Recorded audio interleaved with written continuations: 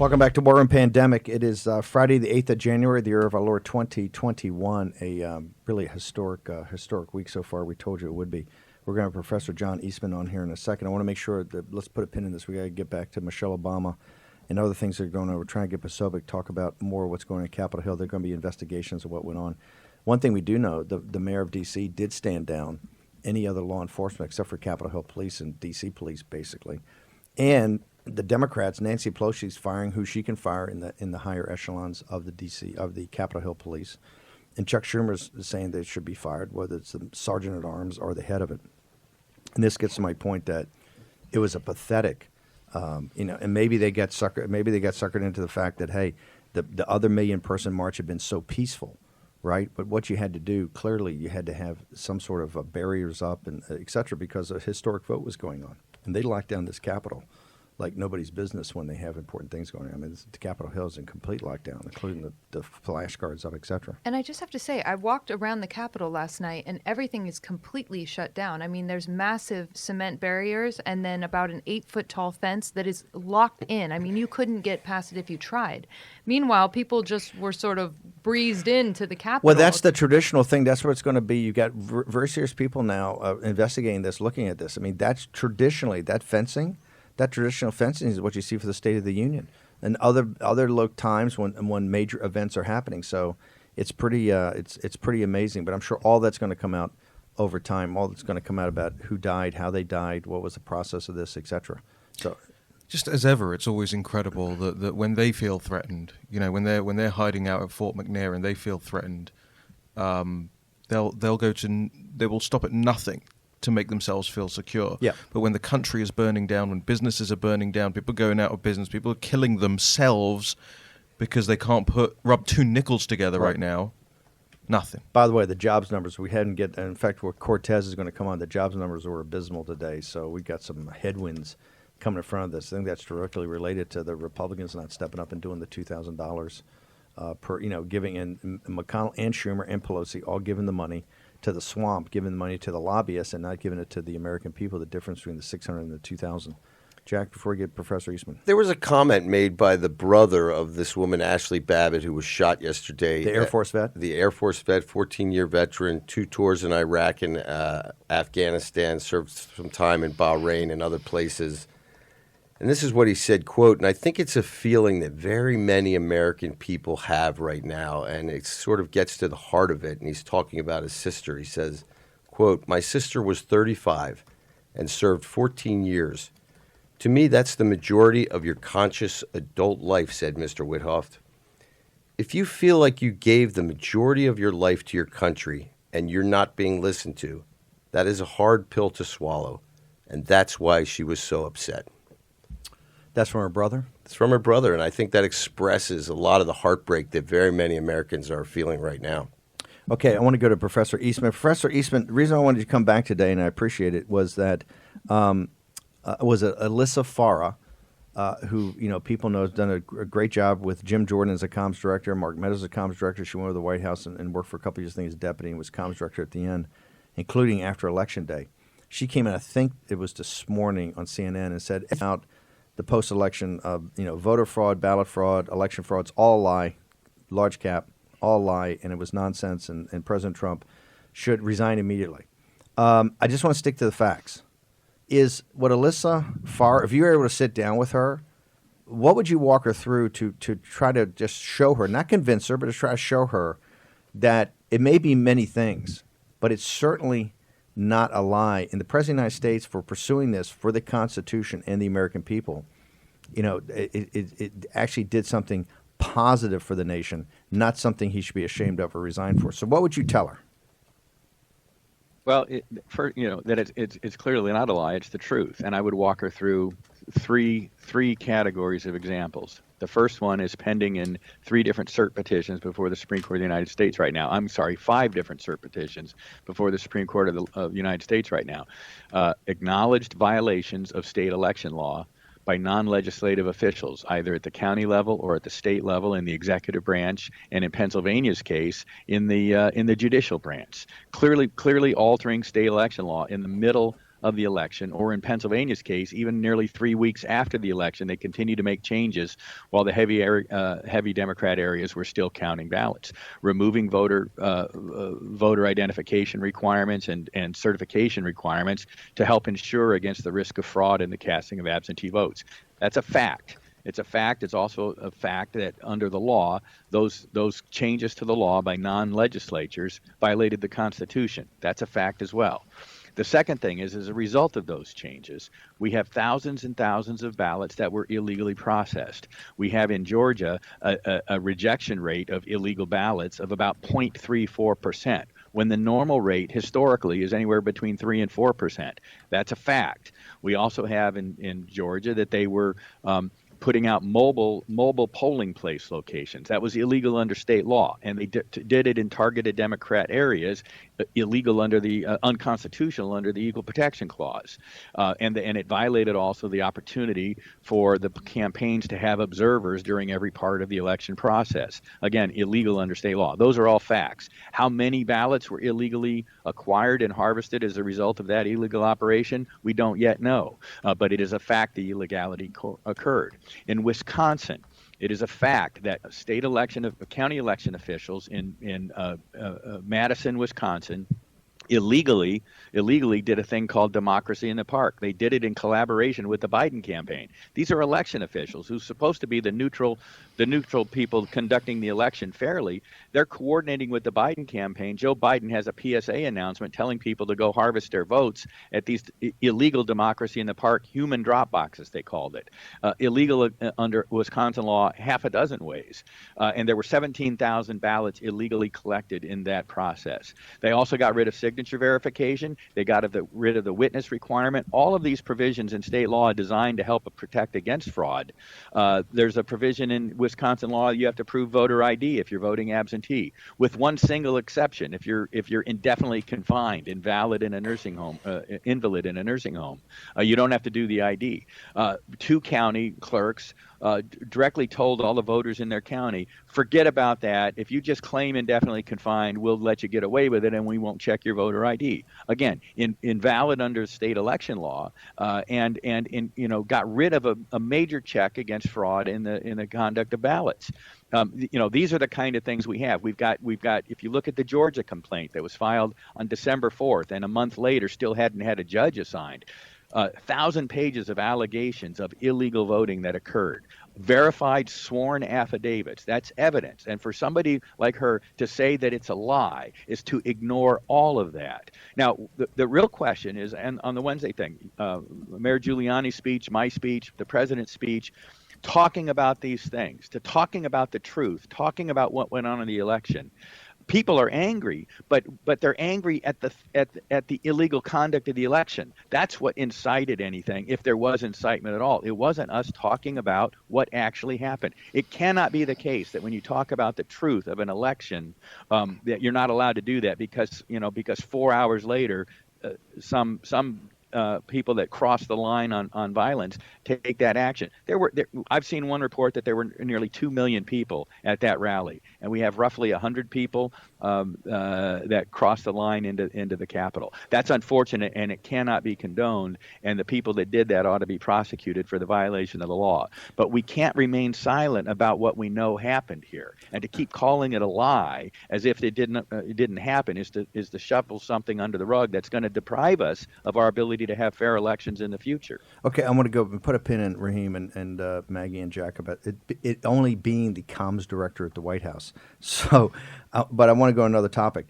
You see the frustration, and we're talking up here, and people are saying that our institutions have failed us, and that's what the anger comes from. Greg Gutfeld, at the beginning, has said this on Fox, and I think it's very tightly argued, that when people feel, and we can see it in the live chat, when the institutions don't respond, and we understand in the managed decline of the United States, it's the institutions that have had this pressure, and they're either breaking or not performing.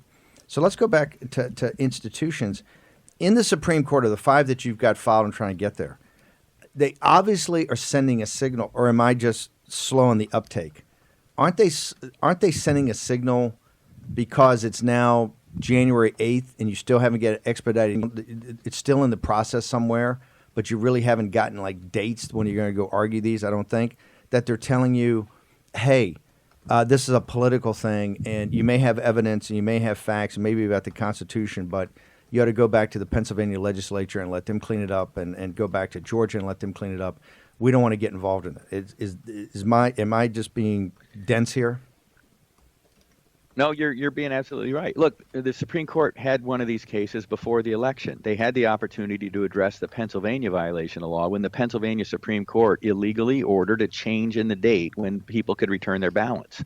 The legislature had considered this, had made adjustments to their law to deal with COVID, but one of the things they didn't allow was for you to submit ballots after the election ended.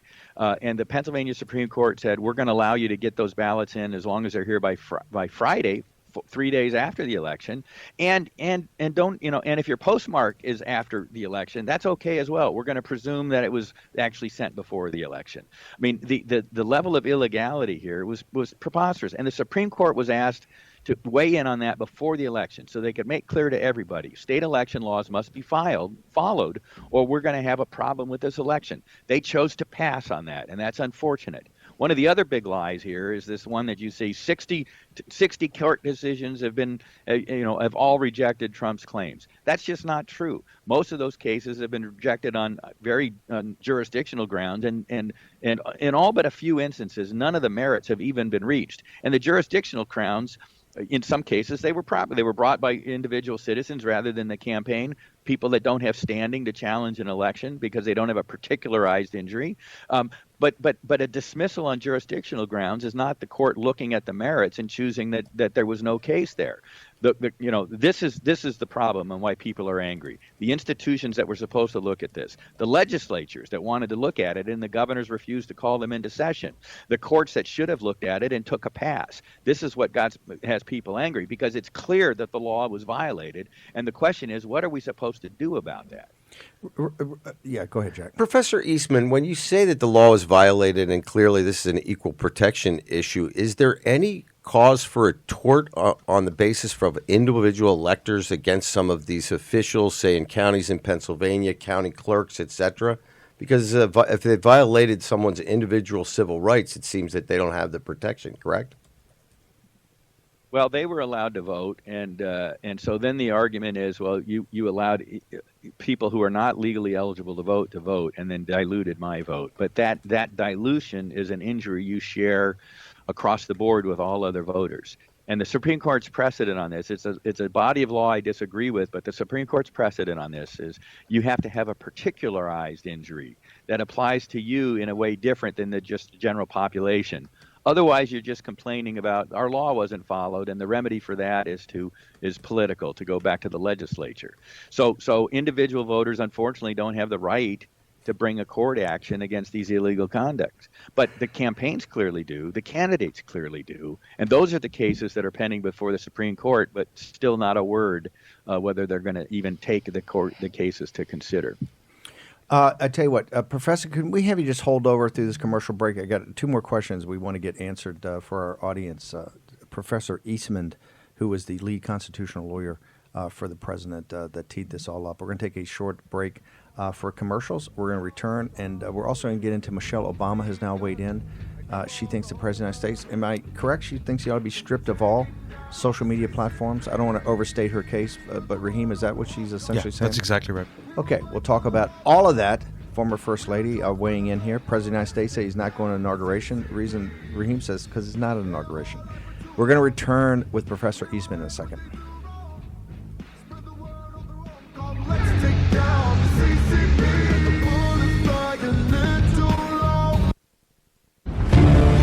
War Room Pandemic with Stephen K. Bannon. The epidemic is a demon, and we cannot let this demon hide.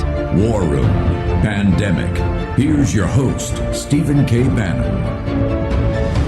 Welcome back on Real America's Voice, Dish Channel 219, Comcast Channel 113, on John Frederick's Radio Network nationwide. Also on G News, GTV, and Mandarin, and wherever, Rumble, YouTube, Facebook. But to make sure, I guess we're not on Facebook anymore, are we? No. We're not on Facebook. Let me take that back. Not on Twitter either. But you can download the app. Just text War Room. That's all one word, War Room, and text it to the number 888 111. 888-111. And we've had some people do that, and they respond. They said it's great. So just go War Room and the number 888-111. Download the app. You can get us 24 hours a day. Okay, I want to go back to Professor Eastman. Okay, so for people that want to make this work, right, and want to restructure the system, but to make it work, where in the system do we stand, if anywhere, really in the courts or in state legislatures? We know it's back in Pennsylvania. They're going to be dealing with it. The guys in Georgia said they're going to pick it up on Monday. Arizona team just flew back, said they're going to be dealing with it and enforcing the subpoena out there at Maricopa County to finally be able to get to the machines and do a forensic audit. But where does this, with the facts, since it's been called what you and Rudy and everybody else did is a lie by the former White House comms director, right? Just on a fact basis, where do we actually stand, or is it just dead over and we should just forget this and move on and allow this travesty to continue? While we got a few minutes, I want to go to Michelle Obama. Raheem, you start off. The First Lady of the United States stepped in here, and Maggie, jump in. Just I Please. mean, it's absolutely disgusting. So Michelle Obama wants to see Trump banned for life from these social media platforms, and I just have to ask, why? What does that accomplish? I mean, here's what it accomplishes: it takes his platform away, so he can't speak. Exactly. Okay, so for her, that's a win, right? I know, but it's so funny because whatever happened to when they go low, we go high. She's divisive. I mean, this is a disgrace to our country. I want Jack to mention what he found in her letter. It was extraordinary. This I found really odd. In her letter, she says she has many questions that need to be answered about this awful violence that she witnessed the day before, which I think everybody will see as histrionics. She says, what if these rioters had looked like the folks who go to Ebenezer Baptist Church every Sunday? What would have been different? I think we all know the answer. This summer's Black Lives Matters protests were an overwhelmingly peaceful movement, our nation's largest demonstrations ever, bringing together people of every race and class and encouraging millions to re-examine their own assumptions and behavior. And yet, in city after city, day after day, we saw peaceful protesters met with brute force. We saw cracked skulls and mass arrests, law enforcement pepper spraying its way through a peaceful demonstration for a presidential photo op. Hey, note to Michelle Obama, would have been nice for you to think about black people when you were in office, when you had the opportunity, when your husband had the opportunity to do for black Americans what President Trump has done for black Americans, instead of hiding behind them now, as you're doing, and using them as a political pawn, as you're doing. And hey, maybe we wouldn't have had to have BLM protests if Barack Obama and Michelle Obama actually cared about black people and did something while they were in office to improve their lot. Okay, let's go back to Professor Eastman. I think his mic is working now. Professor Eastman, I want to know, just in the facts, where does it stand with the courts?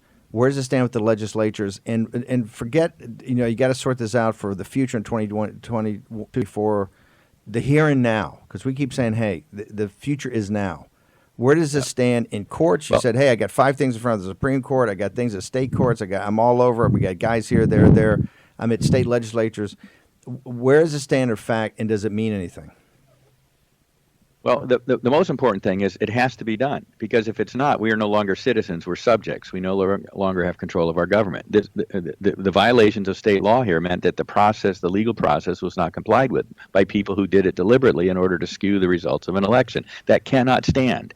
And whether it's fixed between now and January 20th or fixed beyond that, it has to be fixed, or we no longer govern ourselves. It's that simple. The other thing I want to say, the subpoena's down in Arizona, and we've got similar instances all over if this was such a clean election, then why are people working so hard to resist subpoenas to actually look at the evidence of what happened? I mean, we call that res ipsa loquitur in the law. The thing speaks for itself. If you ran a clean election, then you want people to look at it and say, see, it's clean. If you ran a dirty election, you move heaven and earth to prevent people from having a look at it. And that's the situation we've been in now for 2 months.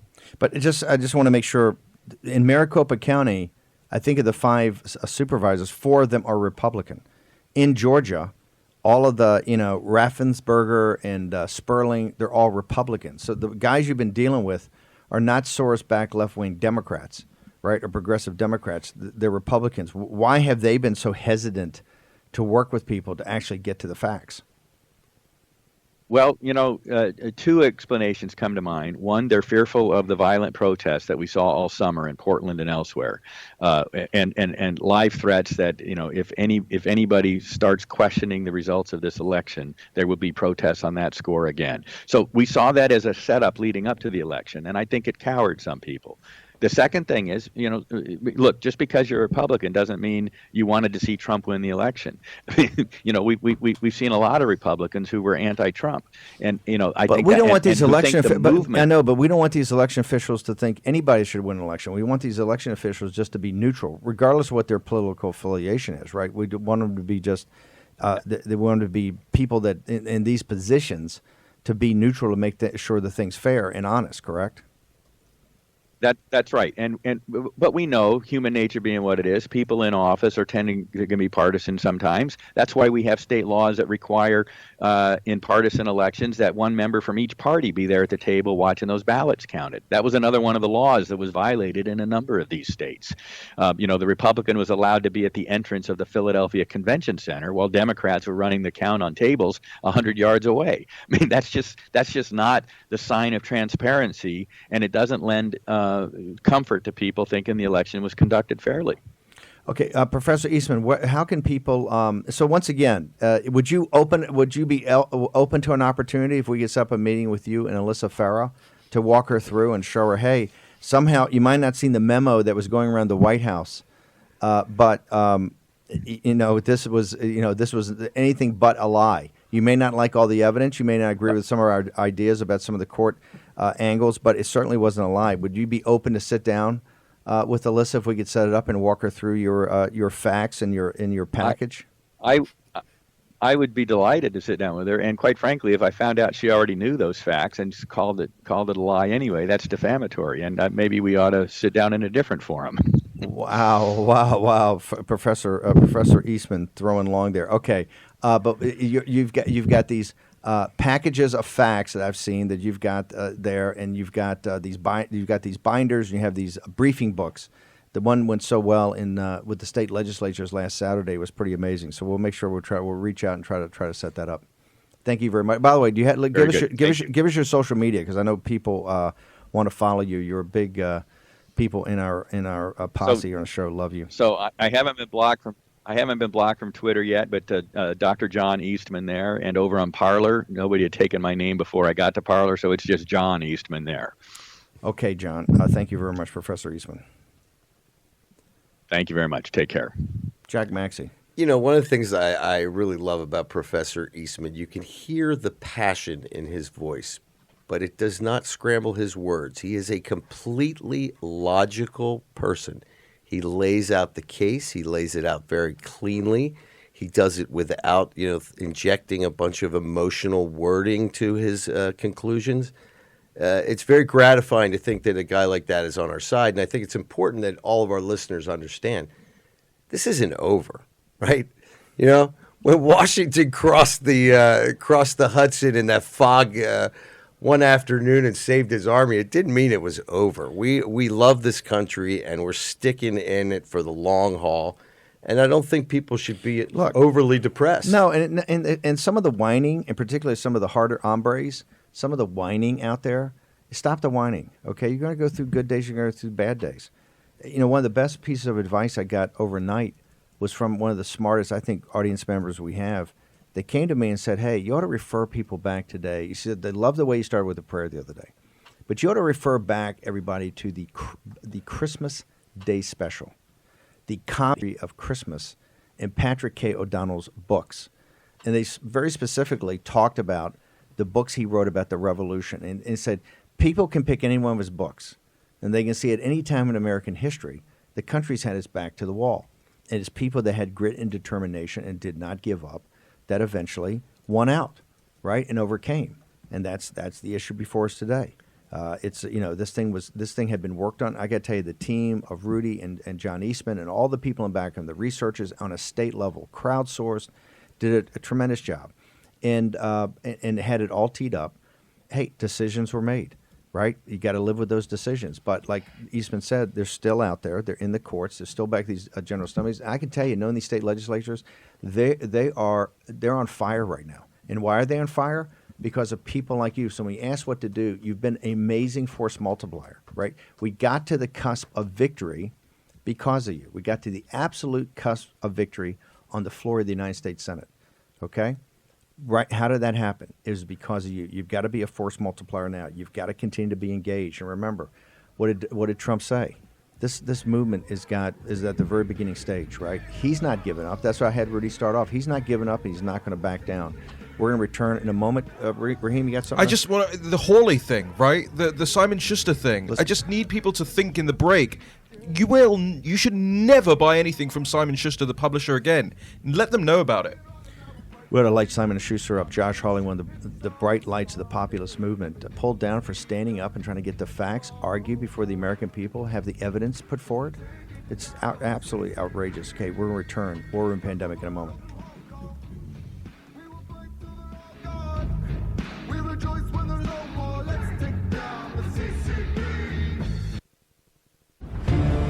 War Room Pandemic with Stephen K. Bannon. The epidemic is a demon, and we cannot let this demon hide. War Room Pandemic. Here's your host, Stephen K. Bannon. Okay, we've got the one and only Steve Cortes, the Hammer, is going to be with us in a second. Before I go to that, anything else on Josh Hawley? Josh Hawley had a big advance in a book deal about big tech, the oligarchs that are taking everybody down. Right, it's a timely topic, as Steve Cortes is going to get into a second. Josh Hawley and Simon & Schuster. We've just been so, as a side, we've been so lax about this, but we're under assault from almost every angle now, and it is time for a blacklist, for a boycott list of corporates. You know, all those corporates, by the way, who signed that letter the other day, totally glossed over.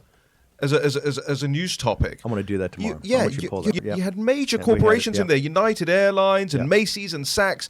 They need to know that people will not be buying anything from them ever again. Ever again. What about Walmart that started? We understand the deplorables love it, but the Walmart who's totally in business with the CCP and really came out, they were the first opening salvo on Hawley, and hey, let's call it like it is, froze Tom Cotton in place. Tom Cotton, words matter. You referred to the MAGA movement. You referred to that march as insurrectionist, right? Insurrectionist. That may be something you want to say, hey, upon further review, I've reconsidered this. At the same time, and we love Tom Cotton, right? He's a patriot and a warrior, but at the same time, you might want to give a ding to Walmart that went after Brother Hawley. Josh Hawley, the entire MAGA movement has your back. Your book, sir, is going to be ginormous. On that one, I can guarantee you. We are known as having one of the largest book buying audiences out there. We move the needle. In fact, the guys' Last Stand, I mean, they were blown away by the number of books we can move. We can move the merchandise, and we are committed to move your book, right? Now, if it's with Simon & Schuster, we might have to think about that, but if they stick with it, but take it back on your own, and we'll make more money and make it bigger. Maggie, you got anything for us? Just part of the problem is like we don't cancel people. We don't go off and participate in the cancel culture. But Raheem's right. If we don't, I feel like where are we going to end up?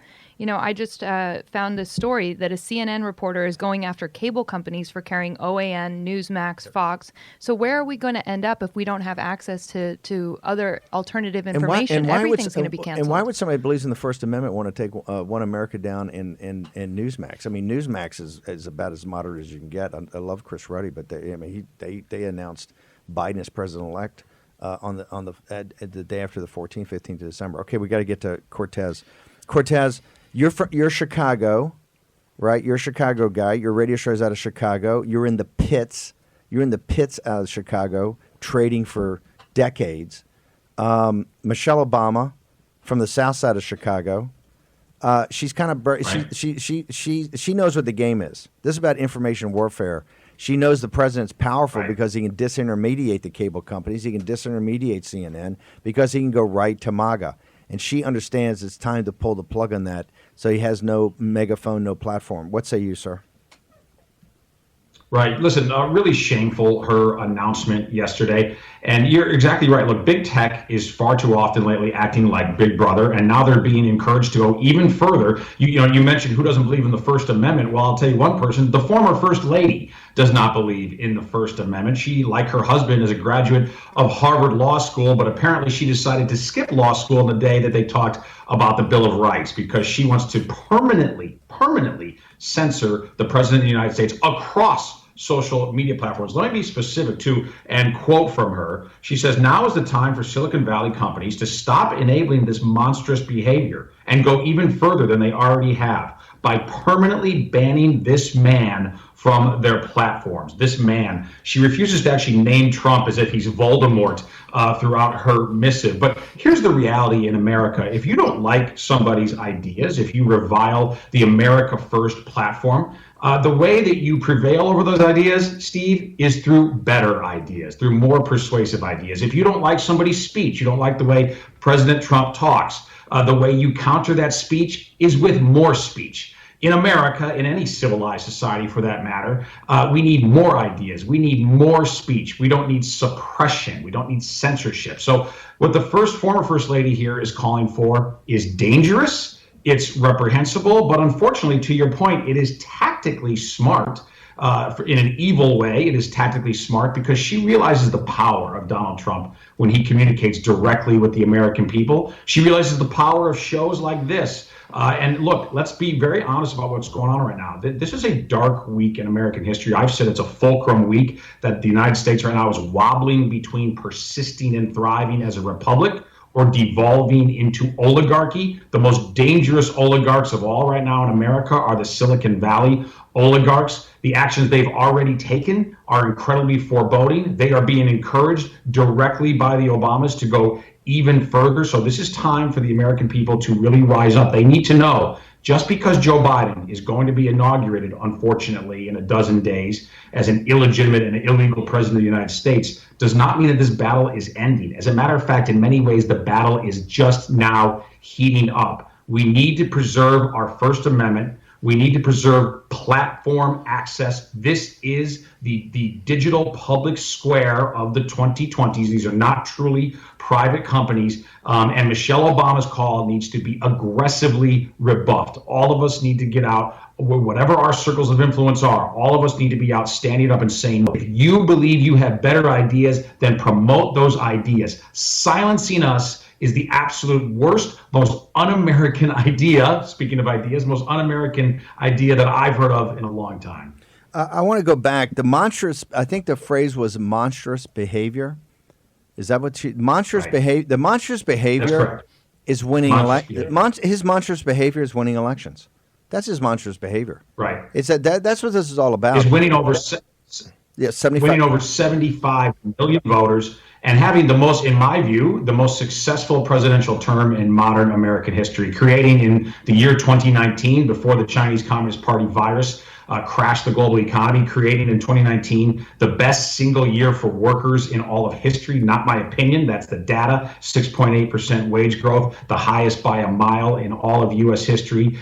Creating peace abroad, a U.S. America First foreign policy that believes in realism and restraint. These are the real achievements of the Trump presidency. And it's part of the reason, by the way, Michelle Obama is certainly smart enough to know this, rather than let us discuss the many successes of this term and what could still happen in the future if we flip the House in 2022, electing an America First leader to the White House in 2024, whether it's Trump or somebody else.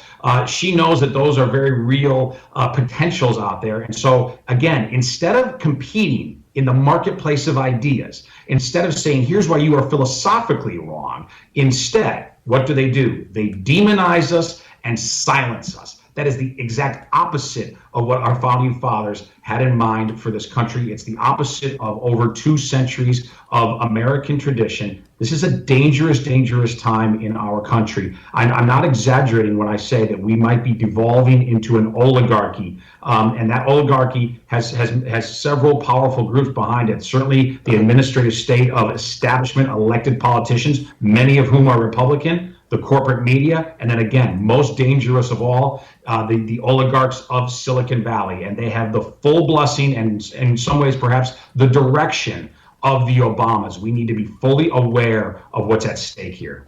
How do you, how would you propose, guys, jump in here. How would you propose that we take on the oligarchs? What actions would you recommend that if we want to not become an oligarchy, what would Steve Cortes say we have to do?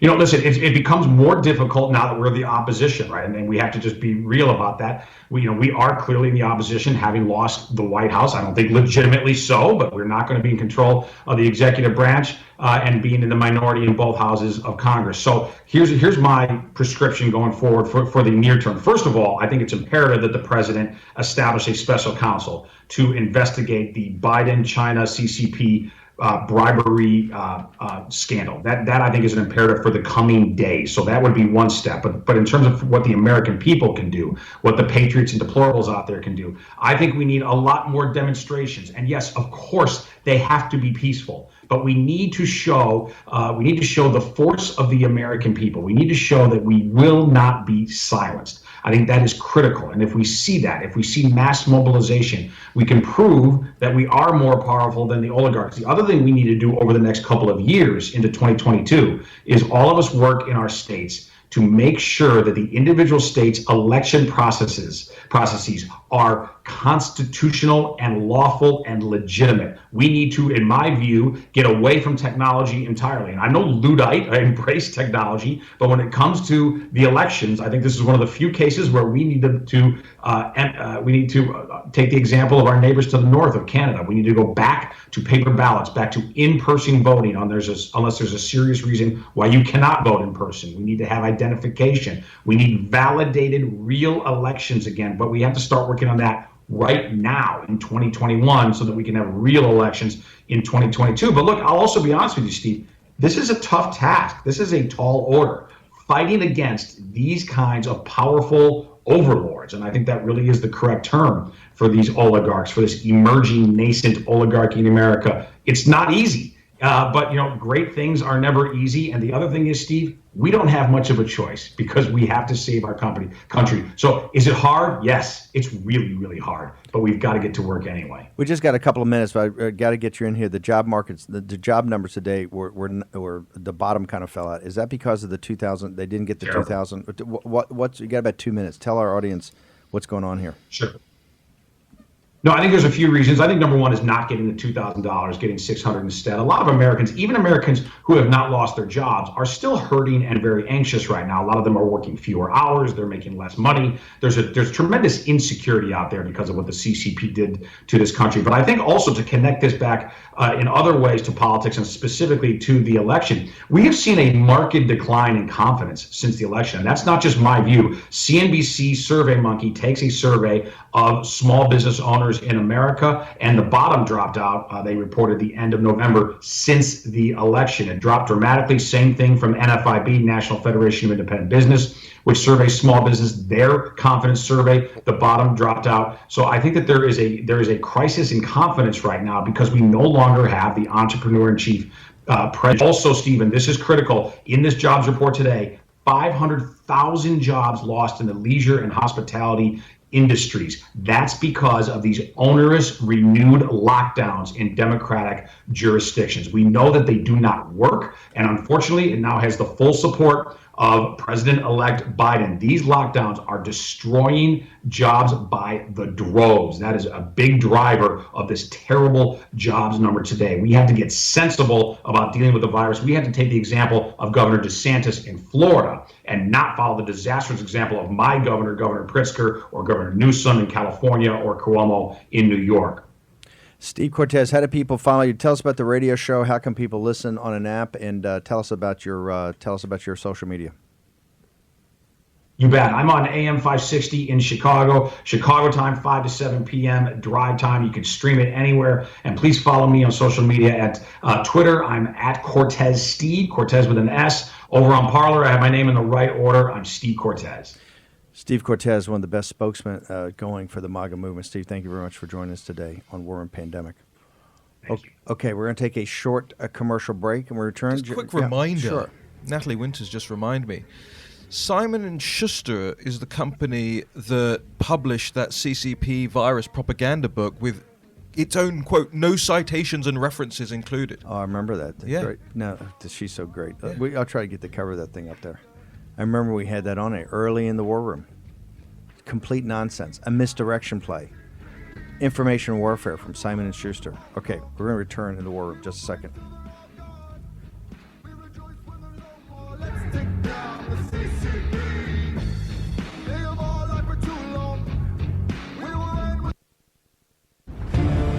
War Room Pandemic with Stephen K. Bannon. The epidemic is a demon, and we cannot let this demon hide. War Room Pandemic. Your host, Stephen K. Bannon.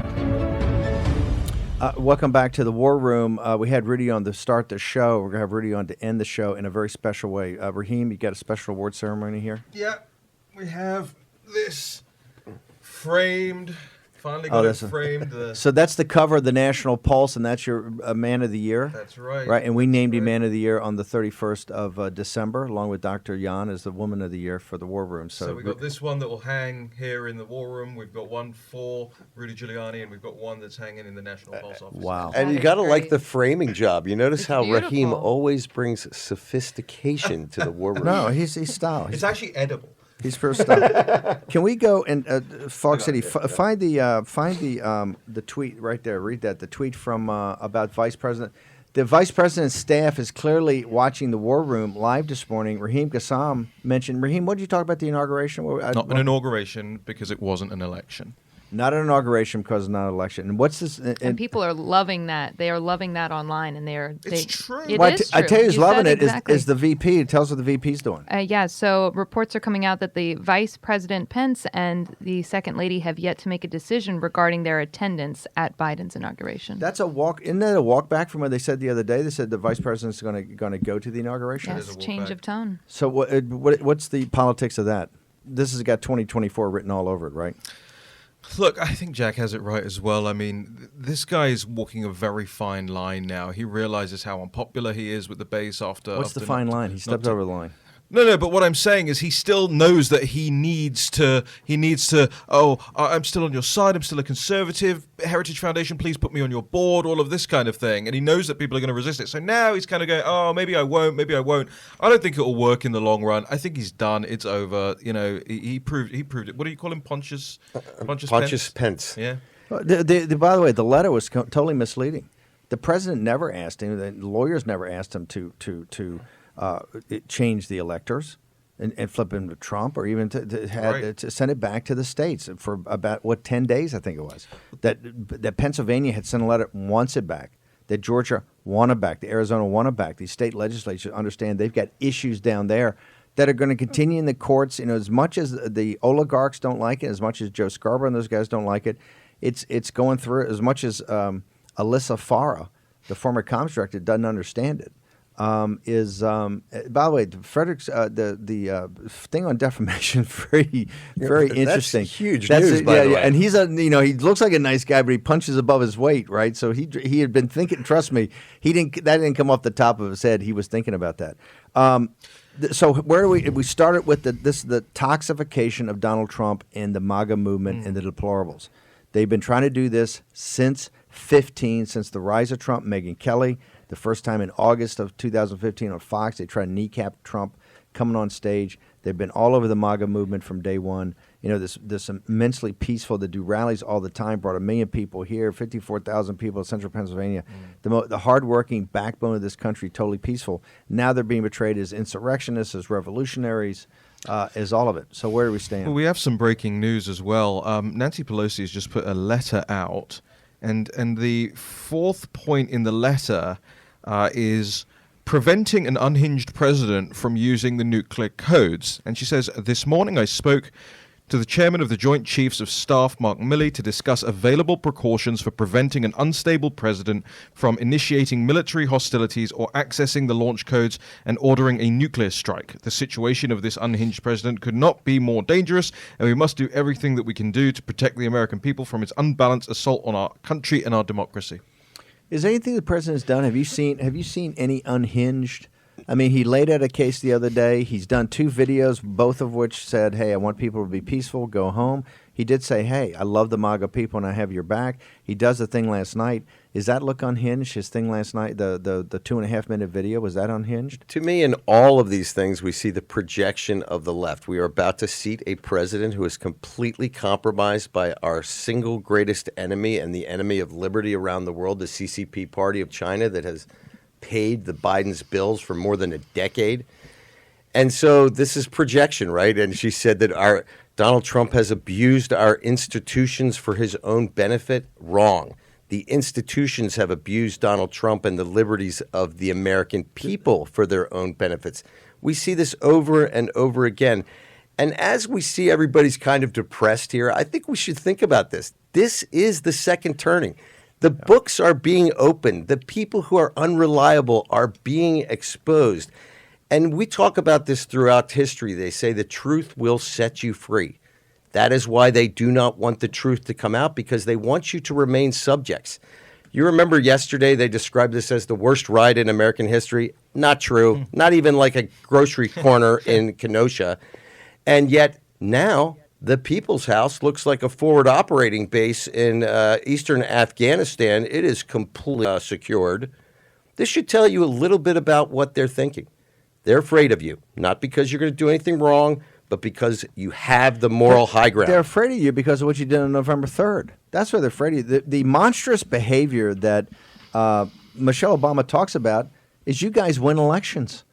And you take power back from them. That's what the last 4 years of Donald Trump is not what they wanted, okay? The MAGA movement is not what they wanted. The deplorables having a voice is why they're Alinskying real quickly. Raheem, what is Alinskying? They're Alinskying Donald Trump right now. What is Saul Alinsky and what are they trying to do to Trump? Yeah, I mean, just very quickly though, as well. In addition to that, is that the least war-minded president, they're worried about starting a nuclear strike. Frankly, I think Donald Trump, the man, should be the one who always has the nuclear codes. Yeah. And the establishment has to go to him. Besides permission. Besides taking out, crushing ISIS that you had to do the caliphate, and besides killing a couple of individual guys with missile strikes, the only missile strike was the one that the establishment forced on him in Syria in the opening weeks of the administration, upon information that upon further review might not have been totally accurate. Boy, where have I seen that before? They wanted to do a cruise missile strike in Syria to get us sucked up into another war, a war they'd just been dying to get into. So, no, Donald Trump. Okay, I've been told to get the app, text War Room, one word, 888-111, get the app. We're back here at 5. We're going to be on fire. Pasoba, we're going to talk about what went on Capitol Hill, give you more signal, less noise. We will see you this evening at 5 p.m. Maggie Vanderberg, Raheem Kassam, Jack Maxey, Stephen K. Bannon in the War Room. See you then.